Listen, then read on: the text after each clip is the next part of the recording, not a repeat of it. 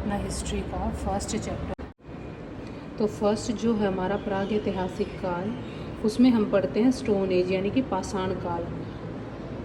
पाषाण काल को हमने 4 भागों में डिवाइड किया है, लेकिन उसको हम 3 भागों में ही पढ़ते हैं। फर्स्ट है हमारा पूर्व पाषाण काल, सेकंड मध्य पाषाण काल और थर्ड है हमारा नव पाषाण काल। इसके बाद का आता है हमारा एक उत्तर पाषाण काल, जो हमारा नव पाषाण काल का ही पार्ट है।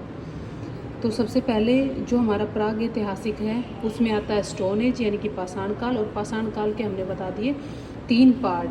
ठीक है, एक 4th पार्ट भी आता है, अगर वो हम आगे चल के पढ़ेंगे कि भाई वो प्राग ऐतिहासिक यानी कि पहले का, आद्य यानी कि मिड का, ऐतिहासिक यानी कि बाद का, ये तीनों ही जो है वो पूरी होल हिस्ट्री को डिफाइन करते हैं। तो जो हमारा प्राग ऐतिहासिक काल है इसके अंदर हम पढ़ेंगे पाषाण काल को यानी कि स्टोन एज। प्राग ऐतिहासिक काल में पढ़ते हैं पाषाण काल। पाषाण काल की कितनी स्टेजेस बताई मैंने? 3, पूर्व पाषाण काल, मध्य पाषाण काल और नव पाषाण काल। एक और भी पढ़ते हैं हम उत्तर पाषाण काल, जो कि नव पाषाण काल का ही पार्ट है। फर्स्ट है हमारा पूर्व पाषाण काल। पूर्व पाषाण काल में मनुष्य, ये लगा लो एक तरह से आदि मानव, कि वो चला, रुका, खाया, फिर चल पड़ा। एक तरह से वो जानवर की तरह ही रहता था, कंदराओं यानी कि गुफाओं में रहता था, आखेटक संग्रह था, शिकार करता था। आखेटक का मतलब होता है शिकार करना। करोड़ शल्क हथियारों का प्रयोग करता था। शल्क होता है पत्थर का एक हथियार होता है लंबा सा, जिसका प्रयोग वो जानवरों को मारने के लिए करता था। और इसी में उसने कर ली थी आग की खोज। आग की खोज मतलब कि भाई उसको, अगर वो जंगल में रह रहा है तो एक आग ही ऐसी चीज़ थी जो उसे जानवरों से बचा सकती थी। उसने पत्थर से पत्थर चटकाकर आग जो है वो बनानी शुरू कर दी। खाना बदोश था। ये हमारा हो गया हमारा पूर्व पाषाण काल के अंदर। इसके बाद हम पढ़ते हैं मध्य पाषाण काल। मध्य पाषाण काल में क्या किया मनुष्य ने? जो हथियार था यहाँ पर, जो सल्क हथियार था वो लंबा हथियार था, उसने यहाँ पर उसको छोटा कर लिया। 1 से 8 सेंटीमीटर जो है हथियार बना लिए उसने, छोटे हथियार बना लिए और पशुपालन करना शुरू किया। पाषाण काल में मनुष्य ने पशु पालना शुरू कर दिया, और पहला जो पशु पाला वो था कुत्ता, क्योंकि कुत्ता क्या करता, खाता कम है और वही वफादार होता है। और अंत्योष्टि करना सीख लिया। अंत्योष्टि होता है हमारे जो 16 संस्कार होते हैं उनका अंतिम संस्कार जो होता है वो होता है अंत्योष्टि, यानी कि अंतिम संस्कार, दाह संस्कार, वो हो गया इसमें। इसके बाद आता है हमारा नवपाषाण काल। नवपाषाण काल को हम ताम्र पाषाणिक काल भी कहते हैं, उत्तर पाषाण काल भी कहते हैं। हालांकि अब जो है इसको अलग पार्ट भी बना दिया गया है उत्तर पाषाण काल को, लेकिन अगर मान लो आपके सामने 4 ऑप्शन दिए गए हैं और उनमें उत्तर नहीं है और आपसे पूछ लिया जाता है कि किस काल में ताम्र का प्रयोग किया गया, तो नवपाषाण काल पर टिक लगाओगे आप। अगर उसमें उत्तर भी दिया हुआ है तो उत्तर पाषाण काल पर टिक लगाओगे। नवपाषाण काल में क्या किया मनुष्य ने? एक जगह रुककर रहना सीख लिया, एक जगह रहने लगा वो। और जब एक जगह रहेगा तो उसे खाने के लिए भी कुछ चाहिएगा, तो उसने खेती करना प्रारंभ कर दिया। और जो फर्स्ट खेती की वो की उसने जौ और रागी की। जौ और रागी, ये जो साक्ष्य मिले हैं ये हमें मेहरगढ़ से मिले हैं। कहाँ से मिले हैं? मेहरगढ़ से, जो कि हमारा कहाँ है? पाकिस्तान में है।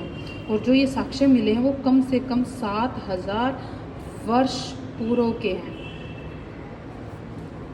एक जगह स्थायी निवास हो गया। ताम्र धातु का प्रयोग किया। मनुष्य की पहली प्रयोग की हुई धातु थी ताम्र धातु। आग का प्रयोग करने लगा, पहिए का प्रयोग। अब जब अनाज उसने उगाना शुरू कर दिया तो अनाज को ले जाने के लिए उसे कुछ ऐसे साधन की ज़रूरत थी जो उसको एक स्थान से दूसरे स्थान तक वो ले जा सके। तो उसने पहिए का इस्तेमाल किया, पहिया बनाया और फिर उसका प्रयोग करना शुरू कर दिया।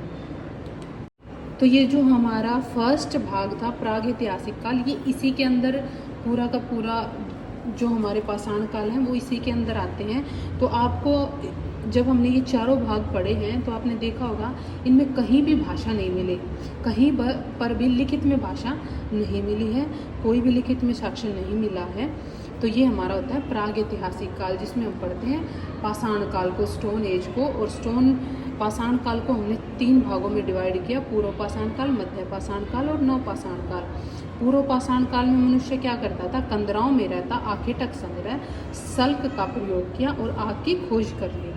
मध्य पाषाण काल में क्या था भाई, हथियार को छोटा कर लिया, पशुपालन यानी कि कुत्ते को पालना शुरू कर दिया और अंत्योष्टि करना सीख लिया।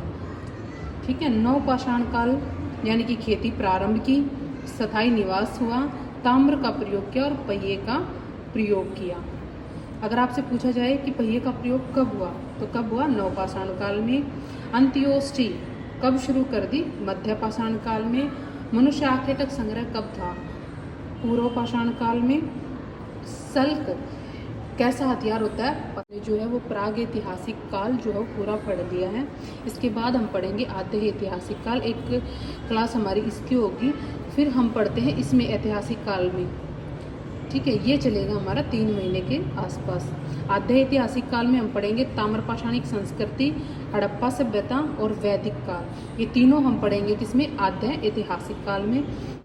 फिर उसके बाद पढ़ेंगे हम ऐतिहासिक काल, इसमें हम पढ़ेंगे मौर्य काल, मौर्योत्तर काल, गुप्त काल और दिल्ली सल्तनत और मुगल साम्राज्य।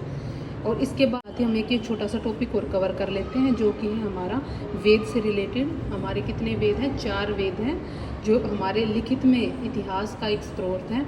ऋग्वेद, सामवेद, यजुर्वेद और अर्थवेद। जो ऋग्वेद है ना, उसको ऋचाओं का संग्रह है। सामवेद जो है वो गीत और रूप मंत्रों का संग्रह है।